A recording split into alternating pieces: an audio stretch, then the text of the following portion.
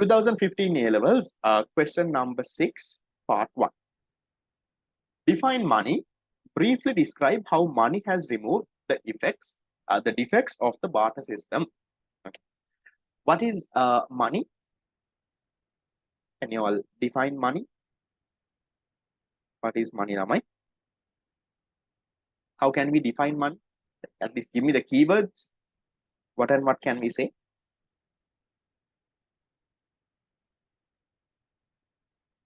Okay, medium of exchange, fine.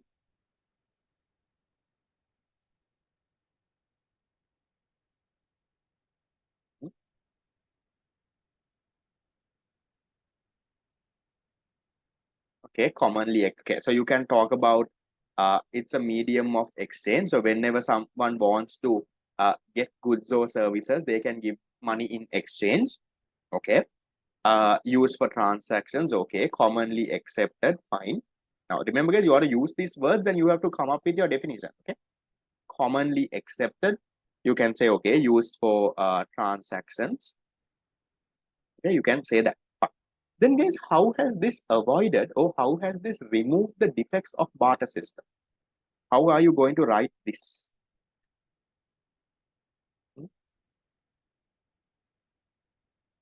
How are you going to say this? So you need to talk about each of these defects in the barter system and explain, guys. One is, okay, in barter system, one issue that they had was the need for double coincidence of bonds. Okay. There was this issue of double coincidence of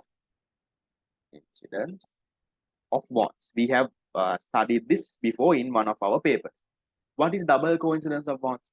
You should want what I have, I should want what you have. Then only there can be this thing. But with money coming into play, that was avoided. No, you don't need to have double coincidence. No. If you have excess, you sell it to whoever who is willing to buy your thing. You get the money. You use that money to buy whatever you want. See, that problem was solved.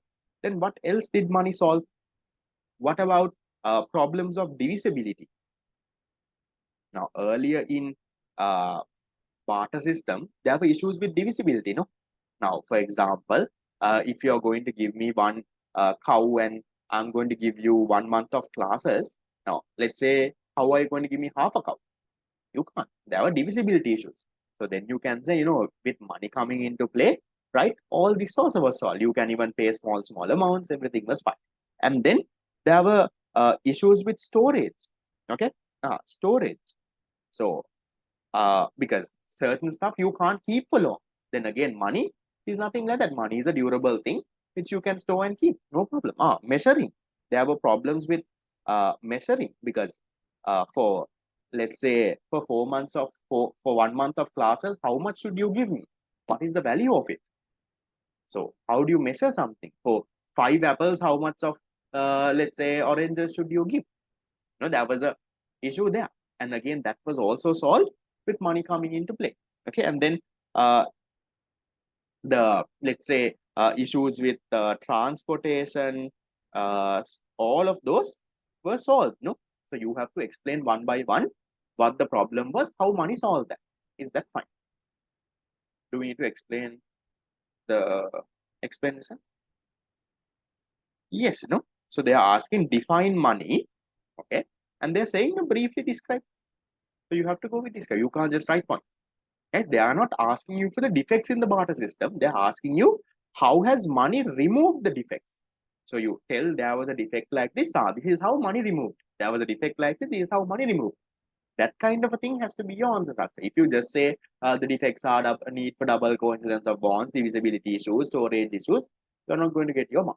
So you need to explain how all of this here, how money solved all of this. That is what you need to talk about. Is that fine, Laman? Check.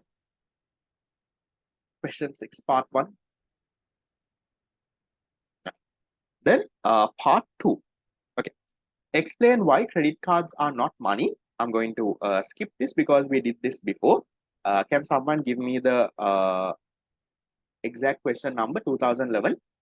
Question number 6. Yes, perishability issue, that is storage and all. Fine. Question number 6, which part? There was a more 4-mark or a 3-mark question, no, before. Where? Part 2. Okay. So 2011, question number 6, part 2. For those watching on YouTube, go back to this video. It's the same question that was there. So I'm not touching on this much. We'll go to third one. List the macroeconomic variables that determine the demand for money. Okay, so there is one part of the question there. Briefly explain how these variables affect the demand for money. Okay. Can you tell me what are the variables that affect the demand for money first? Okay, so you have income, you can say real income. Okay. Okay. So you have real income. You have interest rates. You have price levels. What else? Macroeconomic variables. Yes, think they are asking you for the macroeconomic variables. Now, talking about, let's say, financial innovations and all of that might not be relevant. Now, they are not macroeconomic variables. Now, what are macroeconomic variables? Price level, exchange rate, inflation, aggregate demand, those, right? Now, so price level and inflation, I think these are the main ones, no? Anything else? There are other factors, but they are not macroeconomic variables. So be very careful. Then how does these affect? So easy, guys. How does real income affect? You talk about, right? How when someone's income goes up, how the demand for money will go up. You can talk a little bit about transaction and precautionary motives. Then how do you explain interest rate? You talk a little bit about the speculative mode. You can say when interest rates go up, the demand for money for the speculative motive comes down, because you can talk a little bit about those bond prices and stuff. Okay, you can talk there. Then price level, how can you explain that? When the price level goes up, or if there's inflation in the economy, you can talk about, look here, the demand for money will go up because people will now have to have more money with them to spend. Earlier, when you're going to school, you went to school with 50 rupees. But now with the bus fare gone up, food prices gone up, now to go to school, you'll at least need a 200 rupees. How much do you usually take, guys? I don't know. If you have not got breakfast or tiffin from home, if you are to buy tiffin from, or let's say buy from the canteen, how much do they give you? At least 150, 200, but they're not anything. I don't think if you're going by bus, you have to buy something from the canteen. Also, bus fare itself now must be, you might be spending more around 100 rupees to go and come. And then tiffin, at least 200, 300 rupees you might cost, no? So, but earlier you could have gone way cheaper than that. Earlier, even with 100 rupees, I think you could have managed. But now you can't even manage with 100 rupees. See, when price levels have gone up, what has happened? The demand for money will also go up. So you need to explain these stories a little more. So therefore, that way you'll get your 4 marks. Not hard, no? That was an easy question. Any issues? Fine. Question 3. Then we'll go to question 4. How would you distinguish between demand pull inflation and cost push inflation? Very easy, guys. Explain using diagrams. So what is demand pull inflation? Demand pull inflation is when the aggregate demand in the economy increases. Why does the aggregate demand usually increase? Because the money supply increases. Money supply will increase. As a result, aggregate demand increases. We also call this too much money chasing too few goods. Too many money chasing too few goods. So as a result, what happens, Lamai? Aggregate demand goes up. How can we show this? This is our aggregate demand. This is our aggregate supply. Aggregate demand increases. When the aggregate demand increases, let's draw it a little nicer. Okay. Aggregate, earlier the prices were at this level. Now the aggregate demand has gone up. Properly labeled. They have told you to draw it using diagrams. No? So AD1, AD2, right, draw arrow and show, look here, it has increased. Then this is the price level. Look here, this has gone up. You need to properly show that. Then what is cost push inflation? What is this?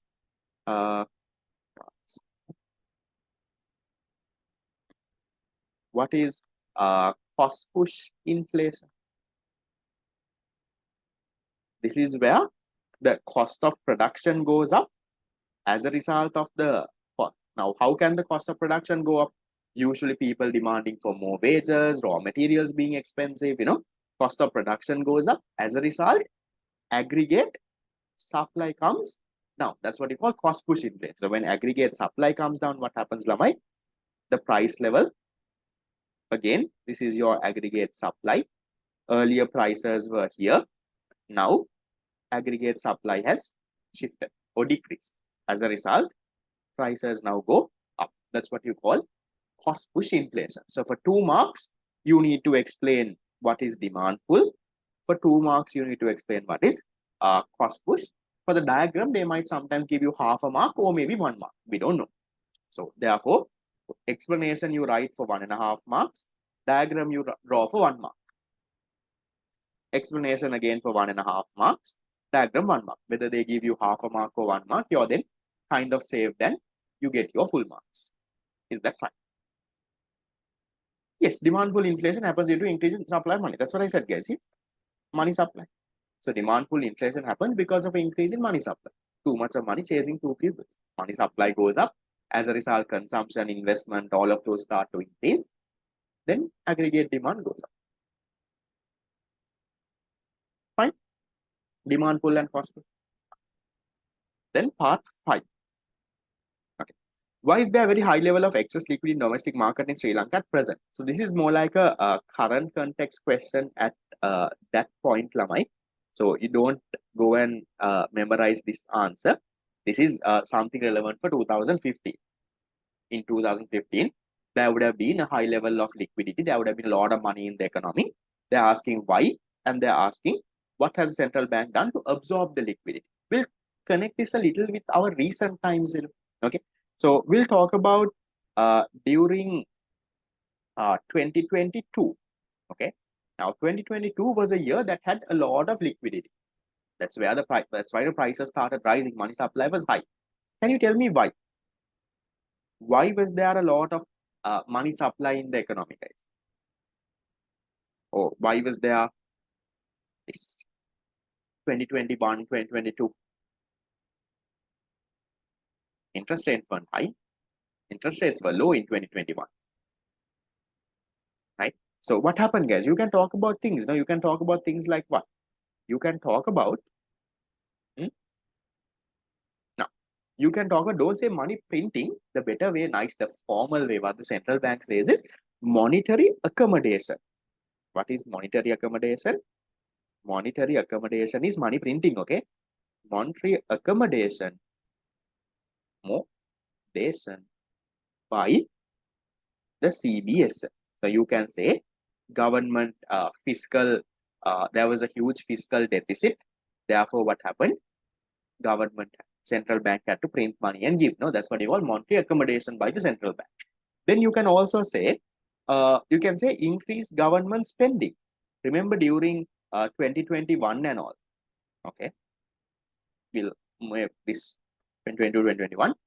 During they printed 5,000 and gave to all the people, right? So government transfers. So you can say transfers during COVID. So during COVID, there was a lot of during COVID. Then you can also talk about this, Lama. You can talk about the lagged impact. The lagged impact of monetary easing. What is monetary easing? Remember during COVID, what did they do? During COVID, they reduced interest rates. Interest rates, standing deposits, standing lending, all interest rates were low. But then at that time, people didn't borrow much and spend. Maybe they borrowed, but they didn't spend. Then what happened? After, like, let's say 1 year, once the lockdowns are over, once everything is over, then what did they do? Then people started, there was a lag impact. Just because they reduced the interest rates during COVID, people didn't borrow and spend. People borrowed, but maybe they didn't spend. Later only all this money started to come in. Then that increased the money supply. That might be a problem. Then again, you can talk about the decrease in taxes. Somewhat okay, right? Government was running a budget deficit. Remember when Gota came in, they reduced taxes, they did so much of things. Again, can be. Okay. You can talk about, so when you say monetary easing, guys, talk about how the interest rates went down. So those are the reasons why there was a lot of money in the economy in 2021 and 2022. We'll talk about this in detail in the seminar series as well. So as a result of this, what happened? As a result of this now, aggregate demand started to go up, and there was what? There was inflation. So now comes, okay, what measures have the central bank taken to absorb this excess liquidity? What did they do? Now there was very high levels of money supply, so inflation has gone up. So how did they absorb? That happened in 2022 again. How did they absorb? How did they absorb all this liquidity? Okay, they increased the policy rates, standing deposit and standing lending facility rates. They didn't reduce rates, guys. They increased rates. Okay, they central bank open market operations. Through open market operations, what did they do? They sold treasury bills and bonds. Then they increased the SRR. They increased taxes. I'll erase this, right? They increased taxes. Then what else? These are things that you should have some idea, okay? But what they did, they margin requirements. Remember, I told you for the importers, they increased margin requirements. They said, look here, if you are importing something, you have to put this much amount of money. Okay, they increased the margin requirements. Okay, they cut down non-essential expenditure, cut down non-essential government expenditure, non-essential government expenditure. So all of this started to happen, guys. So that's how they did. So don't memorize the answer that is there in the 2015 one. So maybe recently, if they ask you, this can be something that they can ask. Shit, that's 2015. Any question? Interesting question. Recalling loans, not really. I don't think they recall loans. They raise the interest rate though, so where people can't. Third point in purple, the lagged impact of monetary easing. That is where, remember, we learned in our current context issues and all during, I don't know if you were there during fast track and all, where we talked about how the central bank reduced these policy rates and everything. But at that moment, people didn't really react to it. What happened was, there was, we talked about something called a pent up demand. People did not spend during COVID and all. Interest rates were low. They just waited. They did not spend still. They did not borrow and spend. But all of a sudden, once things became normal, everyone started spending, right? They started going on trips. They started buying stuff. The demand rose up sharply. Interest rates were also low. The demand went up high. And, that's what happened. That's what you call a pent up demand. According to this question, no, you don't have to give a big explanation. They're asking, why is there a high level of activity? What measures? No. Explaining might, if you want, you can give it a paragraph format, but even point format should be okay. They're asking why and what. No. You can give it in point form also. Fine. That's 20.